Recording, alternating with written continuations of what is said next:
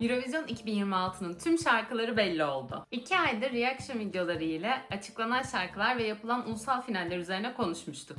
Şimdi tüm şarkılar açıklandığına göre Eurovision 2026 tier list videosuyla karşınızdayım. Bu sene yarışacak 35 ülkenin şarkılarını S tier'dan F tier'a doğru sıralayacağım. Tabii ki bu sıralama tamamen benim kendi zevklerim ve düşüncelerime göre olacak. Ancak sizlerin düşüncelerini de çok merak ediyorum. Bu yüzden sizlerle kendi aramızda bir oylama yapacağız. Anket sonucuna göre bu sene yarışma öncesinde kendi birincimizi seçeceğiz. Televot ve jüri olmak üzere 2 anketimiz var. Jüri oyları televot oylarına göre sıralamayı daha çok etkileyecek. Televot linkini aşağıya bırakıyorum. Jüri anketine katıl üyesi olduktan sonra gönderiler sekmesinden ulaşabilirsiniz. Oylama ile ilgili sorularınız olursa yorumlarda buluşalım. Bu seneden hiç umutlu değildim. İlk seçilen şarkılar benim için çoğunlukla zayıftı. Ancak sonradan öyle güzel şarkılar geldi ki seneye bakışım tamamen değişti. Bu sene Eurovision'un 70. yıl dönümü. Geçen sene JJ'in Wasted Love'la birinciliği kazanmasıyla bu sene yarışma Viyana, Avusturya'da düzenlenecek. Bulgaristan, Romanya ve Moldova yarışmaya geri dönerken, İsrail'in yarışmaya hala katılmasından dolayı tepki gösteren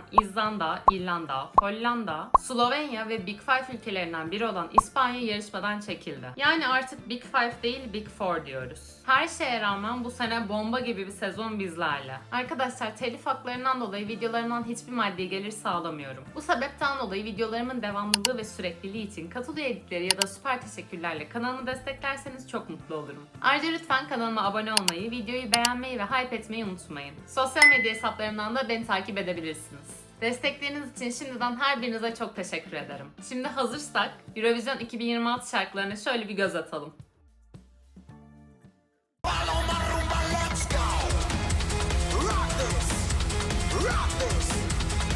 Bu arada çok ufak araya gireceğim ama çok önemli bir duyurum var. Eurovision'a gidiyorum.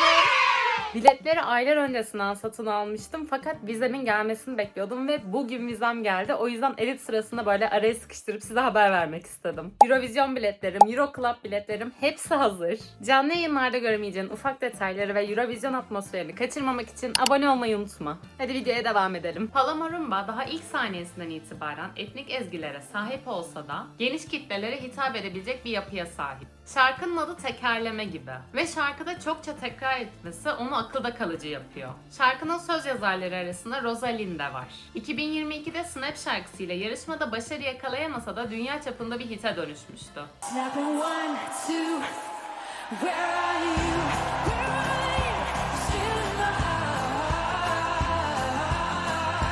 Yazar ve besteci ekibi Eurovision deneyimine sahip güçlü bir grup. Şarkı tamamen Eurovision matematiğine göre yapılmış. Ancak ben bu şarkıda da geçen sene Survivor'da gördüğüm gibi bir altyapı zayıflığı görüyorum. Çok dolu bir altyapı duyuyoruz ama kuru gürültüden ibaret. Şarkının başlangıcından sonuna kadar harala gürele bir davul var. Şarkının ortasındaki köprü diyebileceğimiz kısım haricinde sürekli aynı davul duyuyoruz. Bu da şarkıyı sürekli dinlenebilir ya da kulaklıkla dinlenebilir bir halden çıkarıyor. Klibinden ve genel havasına şarkıyı Jock Entry klasmanına sokabiliriz diye düşünüyorum. Ancak bu noktada da bu sene çok daha başarılı Jock Entry'ler olduğu için yine sınıfta kalıyor. Bu arada klip demişken takım elbise, renkli kravat ve postitler size de birini hatırlattı mı? 2025 üçüncüsü Tommy Cash'in birebir aynısı. Neden böyle bir şey yaptıklarını anlamak mümkün değil. Şarkıda çok büyük potansiyel olsa da yapılan bu ufak tefek hatalar kendi kendilerini sıkmışlar gibi hissettiriyor bana. Şarkı çok coşkulu olduğu için Eurovision sahnesinde de çok büyük şeyler yapacaklar gibi hissediyorum. Kostümü de değiştirirse iyi bir şansları olabilir.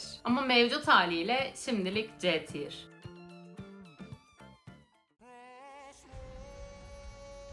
Çekya'nın son yıllarda gönderdiği en iyi şarkı. Geçen sene Adonis sahnede teknik bir aksaklık yaşadığı için nakarata geç girmişti. Bu da favorilerde gösterilmesine rağmen son anda elenmesine sebep olmuştu. 2024 katılımlarından bahsetmek istemiyorum bile, korkunçtu. Bu sene ise Crossroads ile öyle güçlü bir giriş yaptılar ki sanki küllerinden yeniden doğdular. Şarkının başında öyle güzel tonlu bir gitar var ki her dinlediğimde aklımı yitirecek gibi oluyorum. Devamında takip eden Daniel'ın sesi bu şarkıyı için biçilmiş kaftan. Mükemmel bir tenor. Öyle naif ama bir yandan da öyle güçlü bir sesi var ki şarkının tüm duygusunu harika bir şekilde geçiriyor. Bu seneki en güzel balat sanırım. Yalnız şarkının tizlere çıktığı noktalara çok dikkat etmesi gerekiyor. Geçen sene de deneyimledikleri gibi Eurovision sahnesi hata kabul etmiyor. Şarkı tizlere çıkıyor ama opera vokali gibi duyulmuyor. Bu da bir önceki sene kazanının kopyası imajından uzaklaştırıyor. Şarkının söz yazarı ve bestecisi de Daniel. Yani bu demek oluyor ki kendi sesinin sınırlarını ve gücünü bilerek yazmış şarkıyı. Sahne yönetmeni aynı zamanda film yönetmeni olan Rui Okamura. Sahnenin klip ile benzer çizgilerde olacağına dair açıklamaları var. Nasıl bir şey ortaya koyacaklarını çok merak ediyorum. Bu haliyle bile benim için S tier.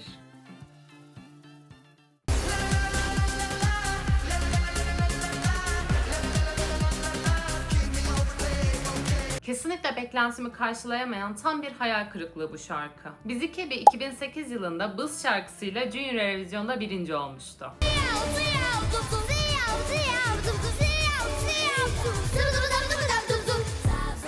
18 yıllık aranın ardından bu kez Eurovision'da Gürcistan'ı temsil edecekleri açıklanınca birçok fan için çok heyecan verici bir haber oldu. Ancak maalesef bu heyecan şarkıları yayınlanana kadar sürebildi. En azından benim için. Şarkı görsel ve işitsel olarak çok güçlü başlıyor aslında. İlk darbeyi erkek vokalin sesinden yedim zaten. Kesinlikle çok daha güçlü bir vokal bekliyordum çünkü. Şarkının ilerilerinde duyuyoruz ki kadın vokalin sesi çok daha güzel ve tınılı. Fakat zaten daha oraya varamadan nakarat beni mahvediyor. İnanılmaz basitçe yazılmış üçlü ve beşli aralıklarla sürekli düşen lalalar dinliyoruz. Yapabildiğinizin en iyisi bu muydu gerçekten? Mevcut bir hype'ı olan tek grup bu sene BİZİKEBİ'ydi. Bu rüzgarı sırtlarına alıp belki ilk 10 bile yapabilecekken ben bu şarkıyla finale çıkmalarını bile şüpheli görüyorum. D tier. Kesinlikle bu senenin Dark Horse'u. Vokalin sakin yapısıyla altyapıdaki güçlü ritim o kadar güzel bir zıtlık yakalıyor ki şarkı melodisiyle, sözleriyle çok akılda kalıcı. Vokal kayıtta çok önde ve çok net duyuluyor. Bu Eurovision sahnesinde bir avantaj da olabilir, dezavantaj da. Hiçbir hataya açık değil. En ufak kayma çok net duyulacaktır. Açıklandığı günden beri dinledikçe daha çok sevdiğim ve sürekli kendi kendime mırıldandığım bir şarkıya dönüştü. Totale bakınca şarkı tam bir uyum içerisinde. Herhangi bir kopukluk yok. Bu şarkı Belçika'nın 2 senedir süren başarısızlığını unutturabilir. Güçlü bir sahne ile kayıttaki duygunun aynısını verebilirlerse finalde iyi bir derece bile beklerim. A tier. Too epic to be true.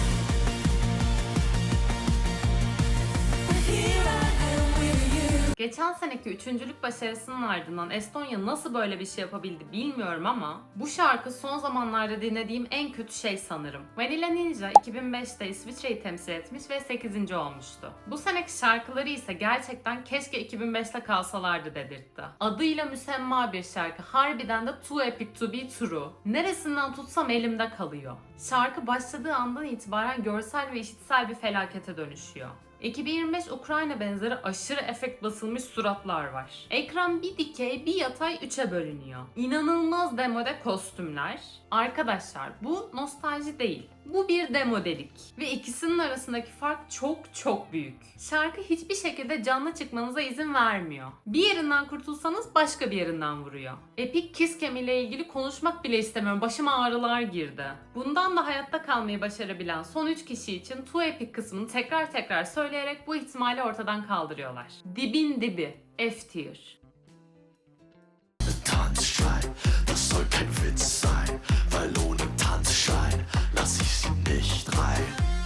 Bu senenin en iyi kötü şarkısı bence. Böyle söylüyorum çünkü bu şarkı birçokları tarafından sonuncu olarak gösteriliyor. Ben bu fikre katılmıyorum. Avusturya bu sene ev sahibi ülke olduğu için direkt finale çıkma hakkı kazandı. Bu durum sanki Avusturya üzerinde bir rahatlamaya sebep oldu. Normalde göndermeyeceklerinden %100 emin olduğum bir şarkıyla karşımızdalar. Şarkı eğlenceli Daft Punk benzeri altyapısı ve bas vokaliyle joke entry diyebileceğimiz bir yapıda. Hatta bence joke entry'lere göre müzikalitesi oldukça yüksek. Ve kesinlikle çok eğlenceli. Cosmo bu sene yaşı en genç sanatçılardan biri. Bu durum sesine yer yer yansıyor. Ufak kaymaları oluyor, sesini kontrol etmekte zorlandığı yerler var. Ancak çalışmak için önünde çok vakti var. Genelde o sene birinci olan ülkeler çoğunlukla maddi sebeplerden dolayı 2 sene üst üste birinci olmak istemezler. Bu yüzden de pek iddialı şarkılar ya da sanatçılar göndermezler. Sunshine açıklandığından beri fanlar arasında çok küçümsenip bahislerde dipte gösterilse de doğru bir sahneleme ile bu senenin bir diğer dark horse'u olabilir. J-Tier.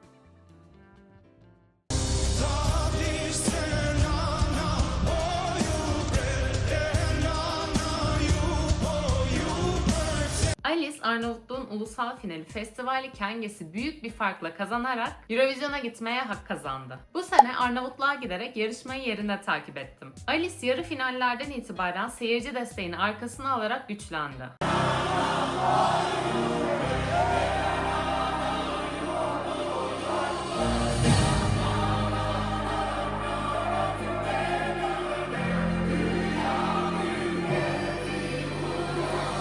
Şarkı oldukça duygusal, bir anneye ağıt anlamında sözleri var. Ayrıca şarkının Arnavutça olması da benden kesinlikle bir artı puan aldı. Alice'in sesi çok naif ama bir yandan da şarkının duygusunu çok iyi geçirebilecek bir güce sahip. Ancak sahnesi de bir o kadar durağandı. Performansını canlı izlediğim için çok daha iyi gözlemleyebilme fırsatım oldu. Benim Ines ve Sheila gibi başka favorilerim vardı yarışmada. Festival ve performanslarla ilgili daha detaylı yorumlarım için videoya kanaldan ulaşabilirsiniz. Alice'in bu kadar ezici bir üstünlükle kazanması da Fik'te yine İşkodralı etkileri görüldü yorumlarına sebep oldu. Tıpkı geçen senenin birincileri İşkodralı grup Shodra Electronica gibi.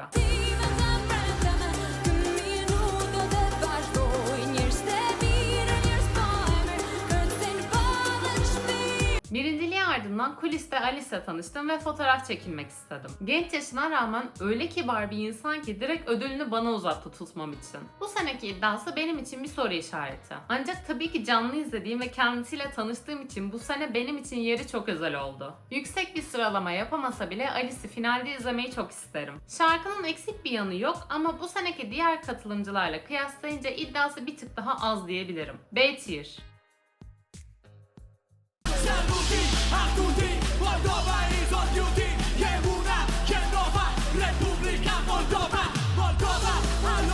Bu senenin ülke tanıtım jingle'ı. İlk dinlediğimde gerçekten şok geçirtti bu şarkı bana. Moldova 2024'te yarışmadan maddi zorluklar sebebiyle çekilmişti. Bu sene geri dönen Bulgaristan ve Romanya gibi maddi olarak bir şekilde desteklenerek yarışmaya geri döndü. Şarkının bana verdiği tek hissiyat madem yarışmaya döndük kendimizi övelim yönünde. Şarkı tamamen vay ne kadar güzel akar nehirleri, aman da şu dağlara bakın, ay benim güzel memleketim tadında sözlere sahip. Şaka yapmıyorum. Şarkının altyapısı müzikal olarak çok zengin başlıyor. Genel yapısı çok eğlenceli. Etnik melodiler oldukça hoş. Keşke böyle sözler yerine çok daha güzel sözler yazsalardı. Ve tabii biraz daha iyi vokaller. Tamam yine ülkelerini övsünler ama bunu çok daha özenli sözlerle yapabilirlerdi bence. Salutia tutti, Moldova is on duty. D-Tier.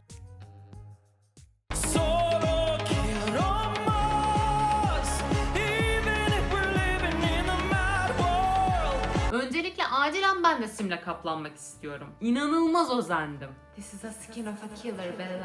Sahne daha ilk saniyeden itibaren çok iddialı görünüyor. Leon'un tavırları kendinden emin. Şarkının çok büyük bir iddiası yok. Ancak kesinlikle sıkıcı bir şarkı değil. Şarkının sözleri dünyanın ve hayatın acımasızlığından bahsediyor. Ekranda altyazıların belirdiği anda şarkı sözlerinde altyazılarla daha kolay olur mu acaba ifadesi geçiyor. Bu oldukça zekice bir hamle olmuş. Bayağı hoşuma gitti. Sahne yönetmeni 8 yıldır Litvanya'nın Eurovision'da sahne yönetmenliğini yapan Povilas Varvalis. Genel olarak kafasındaki düşünceler çok iyi olsa da uygulamaya geçince pek aynı etkiyi verebildiğini düşünmüyorum. Bu sahnede de aynı mesela. Simle kaplı bir beden, ışık oyunları, pelerin hepsi iyi görünüyor ama hep bir şeyler eksikmiş gibi hissettiriyor bana. Eurovision sahnesi için biraz daha çabalamaları gerekecek bence. C-Tier.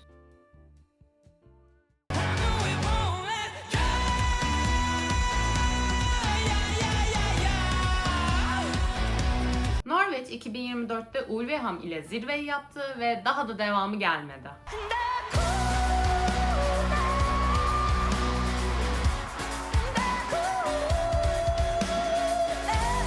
Öyle güzel güzel etnik ezgileri, enstrümanları, dili, kendine has tarzı olan bir ülke ki bunu neden Eurovision'dan sır gibi saklıyorlar anlayamıyorum. 2 senedir Norveç'ten Amerikan pop vari şarkılar dinliyoruz. Kesinlikle kötü değil, hatta güzeller. Ancak bence bu Norveç değil. Bu arada bu şarkının artık bir kült olan 2009 birincisi Alexander Rybak'ı yenerek de ulusal finali kazandığını eklemek istiyorum. Şarkının sözleri tamamen İngilizce. Eğlenceli ve enerjik bir altyapısı var. Sahne duruşu ve kostümlerle ilgili bir uyumsuzluk olduğunu düşünüyorum. Yani balıkçı yaka kazak giyen gitaristler ve Maneskin Damiano kostümlü vokalist biraz uyumsuz duruyor bence. Bunca enerjik bir şarkıya sahne de genel olarak çok durgun. Böyle her yerden alevlerin falan fışkırmasını isterdim ben. Ya da mesela şarkının ortasındaki davul solosu yerine güzel bir elektrik gitar solosu duysak şarkı ne kadar güzel olurdu. Çok fazla kötü şey söylediğim gibi duyulabilir ama aslında bunlar çok kolay düzeltilebilecek ufacık hatalar. Özellikle kostüm ve sahne koreografisi. Bunların haricinde şarkı vermek istediği duyguyu çok iyi veriyor.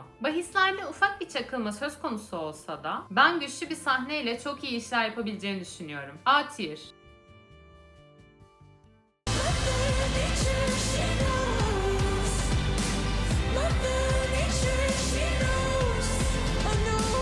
Bu senenin en dandik temsili olabilir. Ulusal final gecesinden beri bir kez olsun açıp dinlemedim bu şarkıyı. Eva Maria'nın mimikleri, hareketleri, her şey sinirime dokunuyor. Şarkı o kadar umut vaat etmiyordu ki benim için. Ulusal final gecesi şarkıyı doğru düzgün dinlemedim bile. Zaten hiç şansı yok, elenecek diye düşündüm. Kazanması benim için tam bir şok oldu. Sahnenin her bir parçası çalıntı, say say bitmiyor. Herkesten bir parça var maşallah. Ukrayna 2025, 2024, 2016, Fransa 2021, Norveç 2009. Cemala'nın ikonik ağacını görünce patladım zaten. Bu arada yarışma esnasında bu kızı sunarken o kadar çok övdüler ki. Vay efendim şöyle yetenekli, böyle kabiliyetli diye. Diğer herkesin adını söyleyip sahneye çıkardılar sadece. Bir bit yeniği döndü orada ama neyse. Şarkının başındaki detoneliği ve nakarat girişinde playback'le üst üste binen uyumsuzluğu bir tek ben duymuş olamam. İrem'e yazık ettiler. F tier.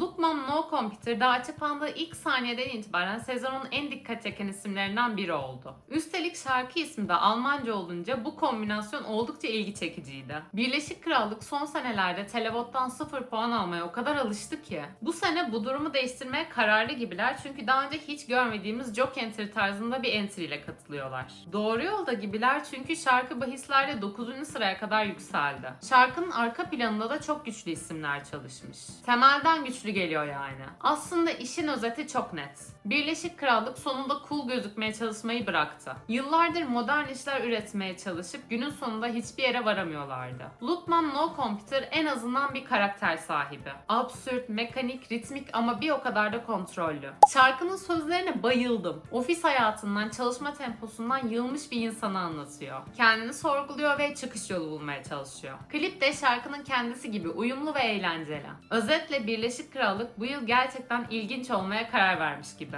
Eyes Wide Eye BBC'nin yıllardır oynadığı en iyi kumar. Sahnede başarılı bir sunum yaparlarsa başarı kaçınılmaz. A tier.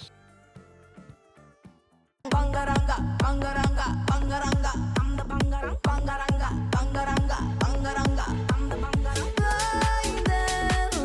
3 senelik aranın ardından Bulgaristan yarışmaya öyle güçlü döndü ki Dara sahneye çok yakışan bir kadın. O kadar havalı ki insanı resmen büyülüyor izlerken. Tam bir diva. Şarkının nakaratı tekrar eden sözlerle eşlik etmeyi kolaylaştırıyor. Yüksek tempolu dans koreografisine rağmen canlı performansında sesi hiç kaymıyor. Kostümlerdeki tüyler ve ışık oyunları da sahnede harika görünüyor. Tam bir Eurovision şarkısı. Öyle ahım şahım bir müzikaliteden söz edemeyiz, doğru. Ancak Eurovision sahnesinde yapacakları şovla herkesi eğlendireceğine ve kendine hayran bırakacağına daha şimdiden %100 eminim. Sahne yönetmeni Frederick Ridman ile çalışıyorlar. Kendisi 2024 birincisi Nimo, 2023 ikincisi Karia, 2015 birincisi Mans ile çalışmış başarılı bir sahne yönetmeni. Bu durum haliyle beklentiyi çok yükseltiyor. Bulgaristan'dan bu sene çok yüksek bir derece bekliyorum. S tier.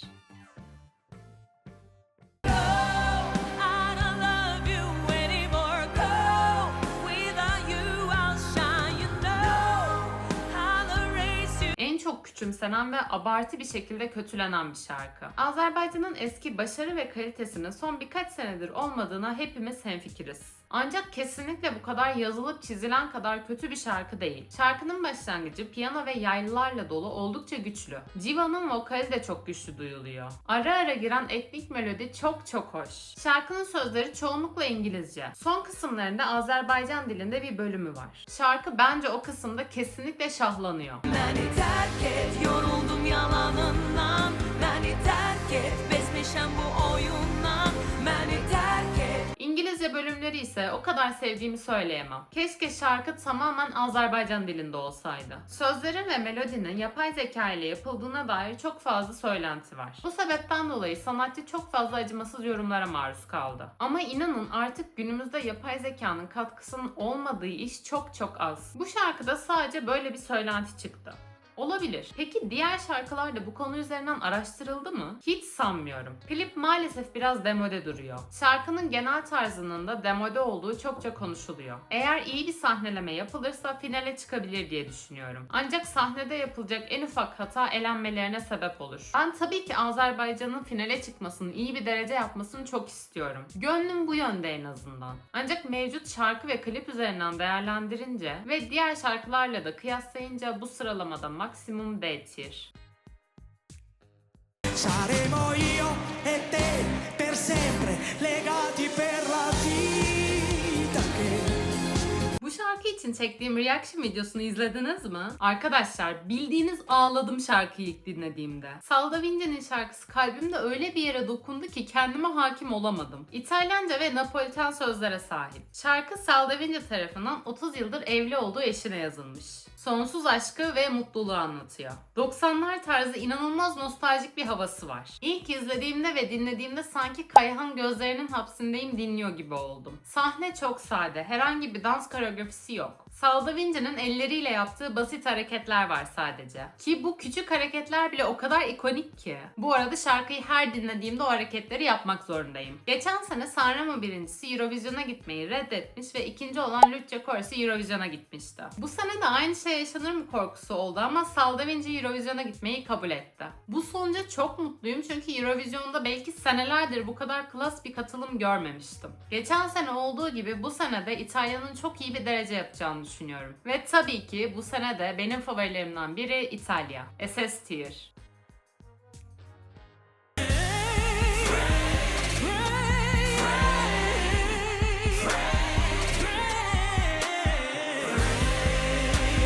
Seneki en güçlü vokal. Alicia 2020'de Empires şarkısıyla Polonya'yı temsil etmek üzere seçilmişti. Ancak o seneki yarışma iptal oldu. Çoğu ülke 2020 yılı için seçtiği sanatçıları 2021 yılında yarışmaya yolladı. Ancak Polonya 2020 sonrası Alicia'yı hiçbir sene yarışmaya seçmedi. 6 yıl aranın ardından ise güçlü vokaliyle yeniden Eurovision temsilcisi. Şarkının başlangıcından itibaren vokal gücünü gösteriyor. Şarkıyı asıl sırtlayan da bu zaten. Şarkı çok iddialı başlasa da tam yükseldiği yerde tamamen farklı bir çehreye bürünüp bir rap bölümü başlıyor. Bana kalırsa bu kısım da güzel ama başlangıçtaki o büyü biraz bozuluyor sanki. Belki bu şarkıyı Alicia yerine başka biri söyleseydi bu kadar etkileyici bile olmazdı. Geçen sene Gaia'da yapılan şovun ardından bu sahne biraz zayıf ve sakin kalıyor. Ancak Polonya'nın sahne kurmadaki başarısını biliyoruz. O yüzden bu haliyle Eurovision'a çıkmayacağına da eminim. Kendisini geliştirene kadar şimdilik B tier.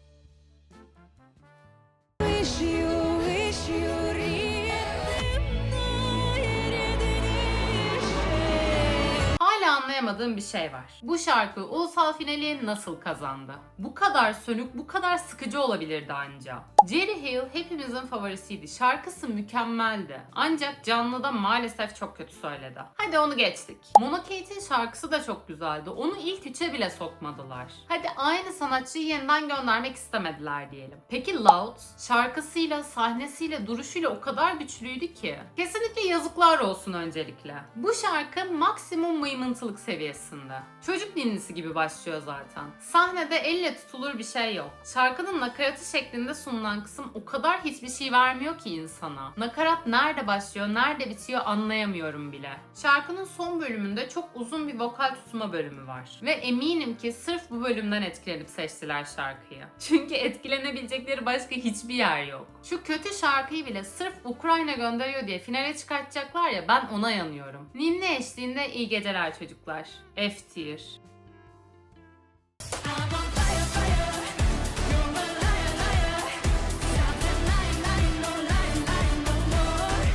Almanya bu sene çok güçlü bir geri dönüş yaptı. Yer yer Nutsa'ya, yer yer Chanel'e benzetilse de günün sonunda çok enerjik, çok eğlenceli bir şarkı bizlerle. Geçen sene bir seferliğine Almancayı denedikten sonra bu sene yeniden İngilizceye net bir dönüş yaptılar. Sara hem sahne enerjisiyle hem de sosyal medyadaki kişiliğiyle çok sevimli ve eğlenceli hissettiriyor. Şarkı ilk andan itibaren kulağa çok tanıdık geliyor. Bazı ezgiler Fuego'yu hatırlatıyor. Kostümü ve sahnesi şarkıyla uyum içerisinde. İnsanı dans etmeye teşvik ediyor. Şarkının sonlarına doğru Sara vokal gücünü de kanıtlar nitelikte çok güçlü çıkışlar yapıyor. Bu şarkıdan çok yüksek bir derece beklemesem de ara show tadında çok eğlenceli ve enerjik bir sahne izleyeceğimize şimdiden eminim. A tier.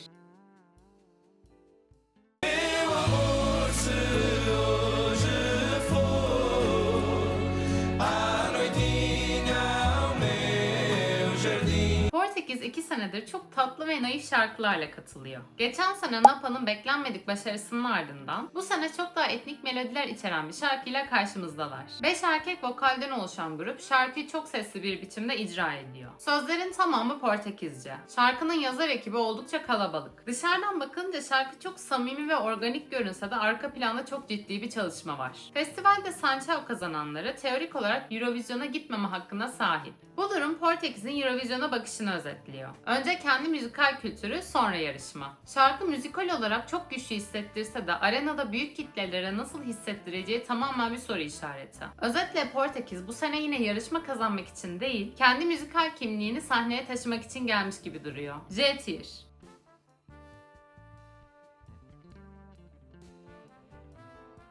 Bu senenin en çok konuşulan, en çok dinlenen ismi. Eurovision'un resmi YouTube kanalında şarkı şu ana kadar 3 milyon görüntülemeye ulaştı ve hızla artmaya devam ediyor. Şarkının dili Güney Kıbrıs Rum yönetiminde konuşulan Yunanca ve İngilizce dillerinde. Şarkının içerisinde Türkiye ve Yunanistan'ın ortak kültürü olan çiftetelli kelimesi sıkça geçiyor. Bu da ilk kez dinleyenleri mutlaka gülümsetiyor. Klipte ada hayatından birçok esinti görüyoruz. Tavla oynayan dayılar, yerel kıyafetli teyzeler klibe renk katıyor. Şarkı daha başlangıcından itibaren ritmiyle insanı içine alıyor. Antigone'nin sesi çok güçlü ve duruşu kendinden emin. Çok eğlenceli ve etnik öğeleri içerisine harika bir şekilde serpiştirilmiş bir şarkı. Şarkıda illa bir şeyler bulmaya çalışırsam You Want More dediği kısımdan hemen önceki bölümdeki ritmi çok tek düze buluyorum. Şarkı da biraz lönk diye bitiyor. Ancak şarkının genel yapısı o kadar güçlü ki bu söylediklerim tamamen kulp bulmak için söylenebilir ve bence hiç gerek yok. Bu senenin en güçlü adaylarından biri bence. S tier.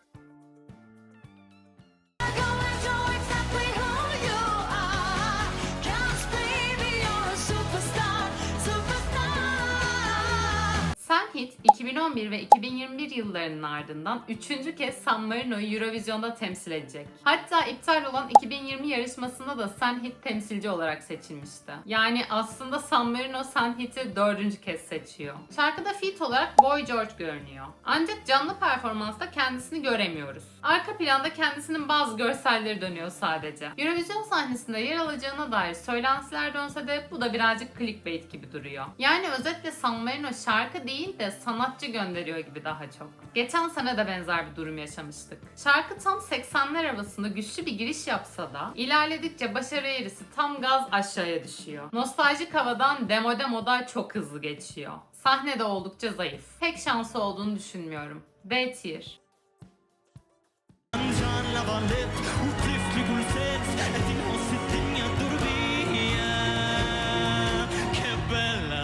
Bella sevimli bir aşk şarkısı. Sevimli diyorum çünkü hem vokal hem de altyapıdaki yaylılar yumuşacık başlıyor. Aiden ses aralığını çok iyi kullanıyor. Hem pestlere hem tizlere çok rahat inip çıkıyor. Sahnesi oldukça sakin. Çeşitli ışık ve görsel oyunlarla ilerliyor. Etrafta uçuşan gül yaprakları sahnenin en can alıcı yeri. Fakat bunların tamamı grafik şovlardan ibaret. Bu yüzden de arenadaki seyirciye duyguyu nasıl geçireceğini biraz merak ediyorum. Şarkı sözleri İngilizce ve Maltaca. Gül yapraklarının uçuştuğu düştüğü anda ise ufak bir Osmanlı göndermesi var. Şarkıda John La Valette ismi geçiyor. Bu kişi 1565'teki büyük kuşatmada Malta'yı Osmanlı'ya karşı savunan şövalyenin ismi. Şarkı yazarı burada karşısındaki kişiyi asla yenilemeyecek, çok güçlü ve zafer kazanmış bir komutana benzetiyor. John La Valette yani. Kendisini ise onun karşısında her şeyini kaybetmiş, perişan bir mağlup olarak görüyor. Bu da Osmanlı oluyor. Bir aşk şarkısı için enteresan bir seçim olmuş. Aiden Malta'nın uzun süredir Eurovision'a göndermek istediği bir isimdi. Ancak şarkı beklenen kadar güçlü olmadı. Çok güçlü bir sahneleme ile desteklenmezse finale bile kalamayabilir. C Tier.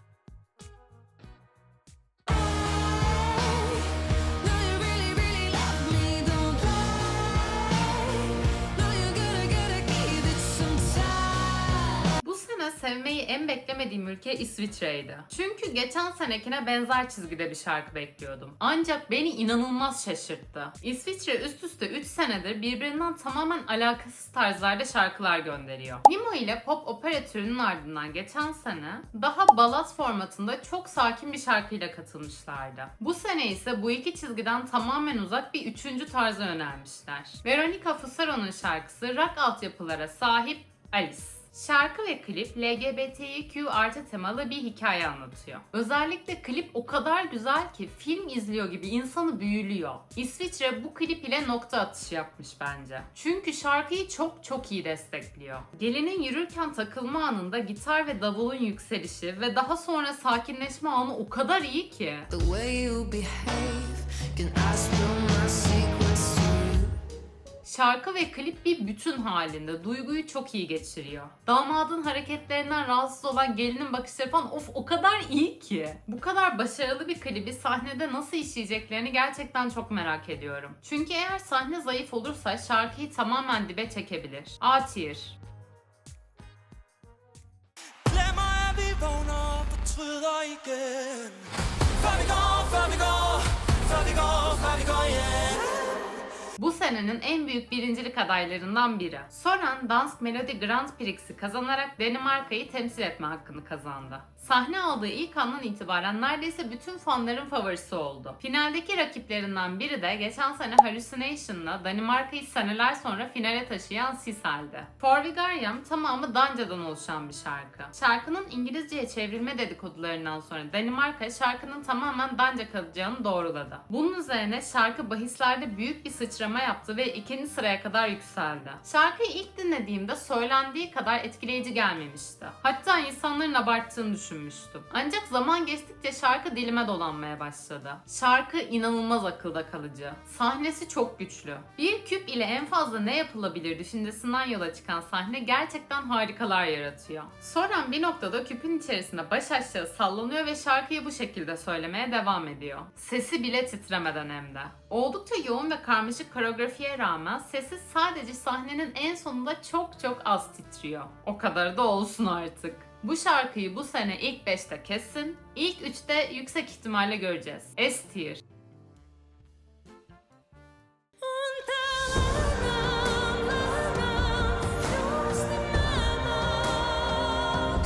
Geçen sene Totomatas'ta çok iyi bir çıkış yaparak kendine hayran bırakan Letonya bu sene çok daha duygusal bir modda. Enna bu seneki en iyi balatlardan biri. Sade sahnesi ve güçlü anlatımıyla şimdiden birçoğunun favorisi. Şarkı Atvara'nın çocukluğunda yaşadığı travmatik olaylar sonucunda içine kapanmasını anlatıyor. Sözlerin tamamı Letonca. Bu benim için çok büyük bir artı puan. Sahnede Atvara'nın gölgesinde bir kız çocuğu görüyoruz. Şarkının anlatımıyla beraber insanı gerçekten etkiliyor. Etrafta uçuşan cam parçaları şarkının anlatımını çok güçlü tamamlıyor. Birincilik iddiası olduğunu söyleyemem ancak bu şarkı finale çıkmazsa çok yazık olur. Bu senenin en etkileyici işlerinden biri. B Tier.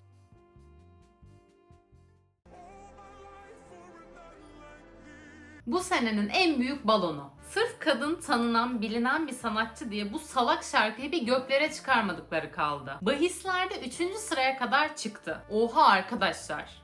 Oha. Öncesinde bahsetmek istediğim bir konu var. Geçen sene ve önceki sene inanılmaz hakkı yenen Gojo ve Electric Fields. Özellikle Electric Fields'ın şarkısı One Milk Kali benim Eurovision'daki tüm zamanlar favori şarkılarım arasında. Ama bu sene Tüm bunları az sonra söyleyeceklerim yüzünden beni linçlemeyin diye anlattım bu arada. Avustralya ile bir alıp veremediğim yok yani. Şimdi sakin olmaya çalışıp adım adım sizlere anlatacağım. Şarkının ilk 6 saniyesini dinleyelim öncelikle.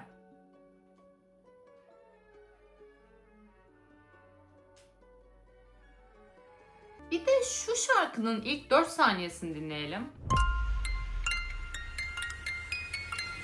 Arkadaşlar bu dinlediğimiz ikinci şarkı Ukrayna'nın Junior Eurovision 2025'te ikincilik kazanan şarkısı Motanka. Eclipse'i ilk dinlediğimde yemin ederim yanlışlıkla Motanka'yı açtım ve onu dinliyorum sandım. Motanka girişi bittikten sonra şarkı tüm sıkıcılığıyla başlıyor. Ancak bu kadar sönük bir başlangıç olabilirdi. Devamı için hiçbir şey vaat etmiyor. Ve maalesef sonumuz nakaratta geliyor. One touch, one kiss, all my life for a one night.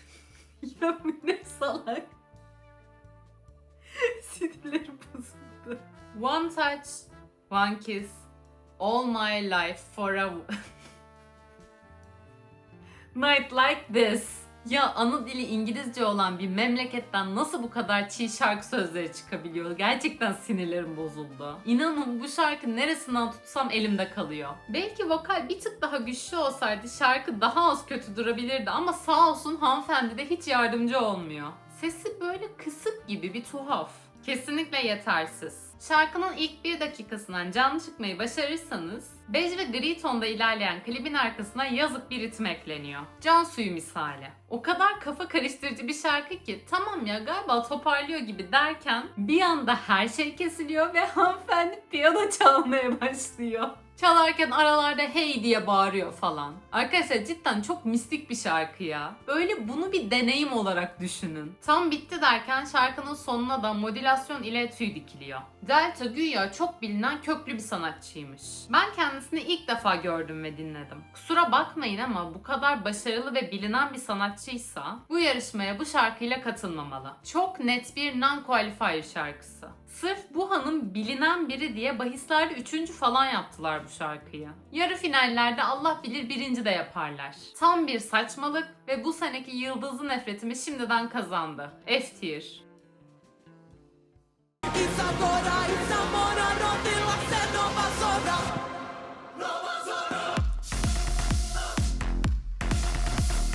Gel kraliçem, gel. 6 yıllık başarısızlığın ardından Karadağ bu sene öyle güçlü dönüyor ki. Final zaten garanti, derece yapacağım diyor.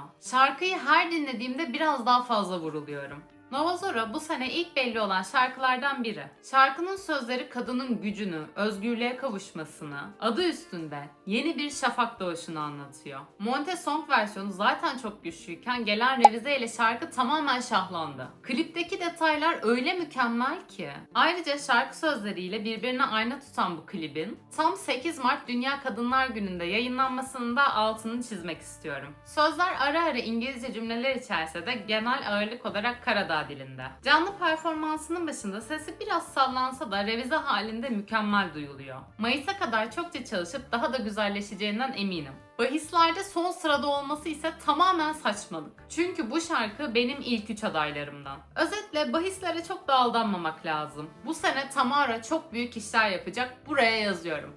SS tier.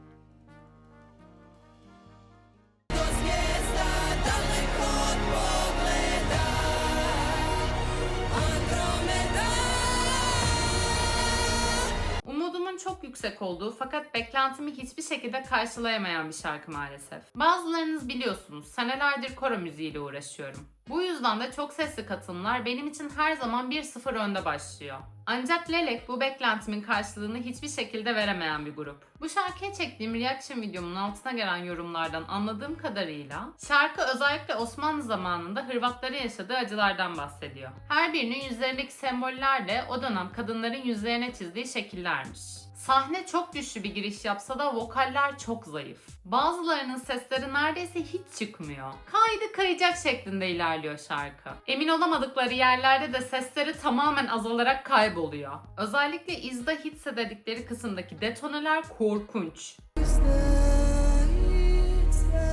Şarkının sonu da kayarak bitiyor. Çok güzel olabilecekken vokallerin zayıflığından dolayı benim için o kadar alt sıralarda ki bu şarkı. Sözlerin çağrıştırdığı anlamlardan tamamen bağımsız olarak bu şarkıyı tamamen müzikalitesiyle değerlendiriyorum. D tier.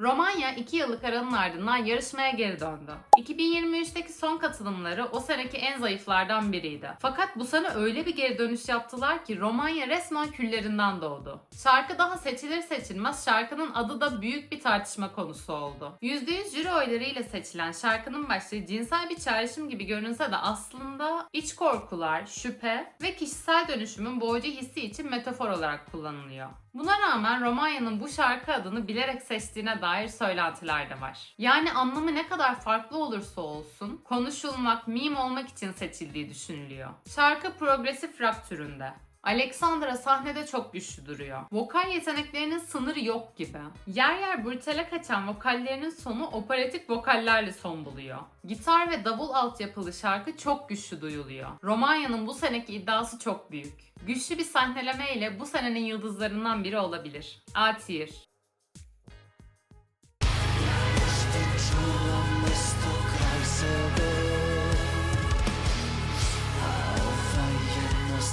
Arkadaşlar ben bu şarkı yüzünden öyle bir linç yedim ki aklınız hayaliniz durur. Çok merak edenler reaction videomun altına bakabilir. Reaction videosunun yapısı gereği şarkının ne sözlerine ne de anlamına baktım dinlemeden önce. Tamamen blind dinlediğim için de şarkının ilk yarısı bana inanılmaz sıkıcı geldi. Beni artık az çok biliyorsunuz, beğenmediğim bir şey olduğunda bunu asla gizlemiyorum. Sıkıldığımı da o videoda çok net belli ettim. Şarkının ikinci yarısı ise gerçekten çok iyiydi. Brutal vokallerin girdiği anlar çok güçlü. Şarkının başlangıcındaki resmi sadece dark havasından dolayı Doomsday Blue'ya benzettim. Vay neler neler oldum, müzikten anlamaz mı oldum, kulaksız mı oldum? Tüm bu yorum atanlara bir çift sözüm var buradan. Videonun tamamını dikkatli bir şekilde izleyin, öyle gelin. Neyse.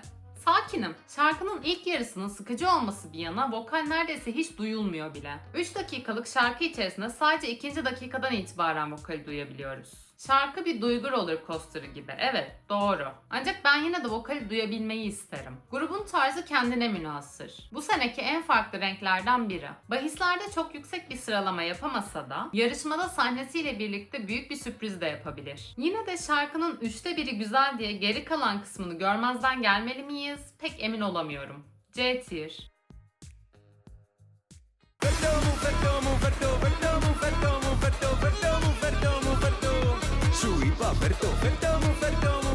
Sevimli beresi, ikonik tavırları ve eğlenceli şarkısıyla Akilas'ın şarkısı Ferto, daha yayınlandığı ilk andan itibaren herkesin favorisi oldu. Ben hariç. Sing for Greece 2026'yı büyük puan farkıyla kazandı. Benim başka favorilerim vardı yarışmada. Hala da Ferto yerine o şarkıları dinliyorum. Ferto Yunanca, İngilizce, Fransızca ve İspanyolca sözlere sahip eğlenceli bir şarkı. Senenin favori Joke enterisi. Şarkının sözleri kapitalist düzen içerisinde çılgınca yeni eşyalar isteyen, durmadan daha fazlasını getir diyen bir insanı anlatıyor. Köprü kısmında şarkının genel havasına tamamen aykırı duygusal bir bölüm var. Bu kısımda annesiyle konuşuyor. Geçmişte mahrum kaldığımız her şey için. Hiçbir eksiğimiz olmasın diye. Bir sürü şey alacağım sözleri var. Sözlerin anlamsal bütünlüğü çok hoş olsa da müzikalite olarak inanılmaz kaotik olan bu şarkının içerisinde biraz tuhaf duruyor. Şarkı genel olarak dubstep EDM tarzında. Arka planda dönen görseller de şarkının bu yapısına uygun. Pixel art tarzı şarkıyı destekliyor. Akilas'ın tarzı ve tavırları inanılmaz sevimli. Şarkının özellikle nakaratını pek sevemesem de totalde çok sempatik bir temsil. Şarkıda yer yer etnik melodiler de duyuyoruz ki bu benim Yunanistan'da duymayı en çok sevdiğim şey. Bahislerde 2. sıraya kadar yükselen Ferto, Eurovision sahnesinin de şimdiden tozunu attıracak gibi hissediyorum. S tier.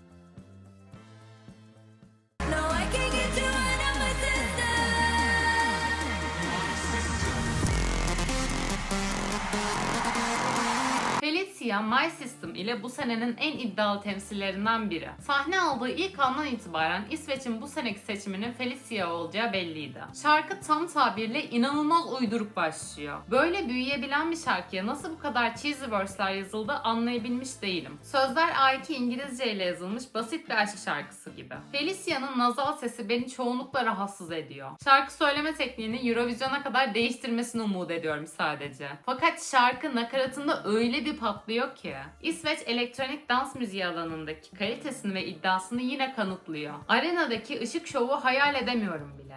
Çok büyük ve mükemmel bir şey izleyeceğimize şimdiden eminim. Özellikle şarkının son nakaratında Felicia'nın ekrandan dışarıya fırlaması inanılmaz bir görsel şov yaratıyor. Ek olarak Felicia'nın İsrail'in yarışmaya katılımı ile ilgili yaptığı açıklamaları da buradan tebrik ediyorum. Şarkının ilk 10'a gireceğine eminim ama daha ötesi için fikir yürütemiyorum. Çünkü İsveç'in 2026'daki en büyük düşmanı kötü şarkı değil reaksiyon oyu. Bazı fanlar kusursuz görünen İsveç temsillerine içgüdüsel olarak mesafe koyabiliyor. Şarkı uzaktan kusursuz gibi görünüyor. Ancak İsveç'in sahnede şarkıyı çok iyi satması lazım. S-tier.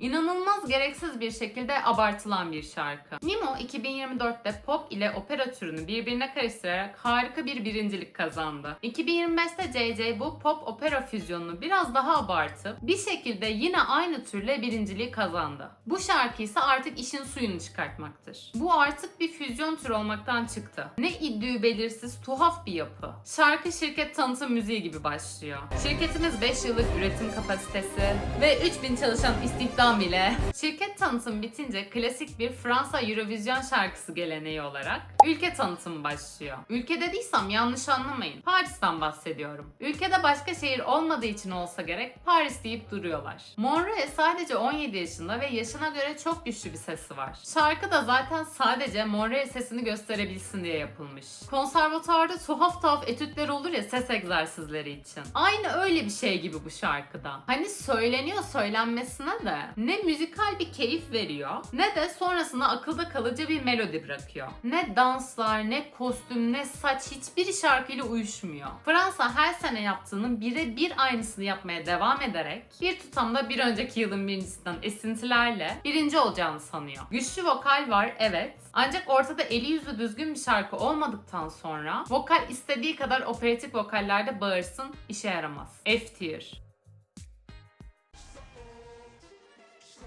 Mükemmel. Tek kelimeyle kusursuz. Bu senenin birincisi Linda ve Pete. Şimdiden söylüyorum. Umk şarkıları daha ilk açıklandığı andan itibaren hem Umk'u kazanacaklarını hem de bu senenin en güçlü birincilik adayı olacaklarını biliyordum. Bahislerde açık ara farkla birinci gösteriliyorlar. Şarkının tamamen Fince olması da fanlar arasında büyük bir artı. Üstüne üstlük Finlandiya bu yıl sadece favori değil. Herkesin kafasında yenilmesi gereken bir ülke haline geldi. Çünkü ciddi anlamda rakipsiz. Şarkı keman ve insan sesi olmak üzere iki ana vokalden oluşuyor. İki ana vokalinde ayrı melodisi, ayrı hikayesi var. Şarkının sözleri mükemmel, adıyla müsemma, insanı yakıyor. Sahneleri de tıpkı şarkı gibi inanılmaz güçlüydü. Her yer alevler içerisinde. Linda ve Pete yanan bir pencereden birbirine bakıyor. Linda'nın yürüdüğü anlarda arkasından alevlerin uçuştuğunu görebiliyoruz. Pete'nin mimikleri, Linda'nın güçlü duruşu, sanki müzik klibi izliyor gibiyiz. Şarkıyı yaşıyorlar. Her izlediğimde gözlerimi alamıyorum. Dinlemekten asla sıkılmıyorum. Linda deneyimiyle, Pete karizmasıyla Mayıs'ta Eurovision sahnesini alev alev yakacaklar. Umk final gecesi öncesinde sosyal medyada ortak bir paylaşım yaptılar. Paylaşımlarında Finlandiya'yı Eurovision'da temsil etme onurunu yaşıyorsak bunu müzik ve insanlık için yapıyoruz. İsrail'in Eurovision'a katılmasına izin verme kararının yanlış olduğunu düşünüyoruz.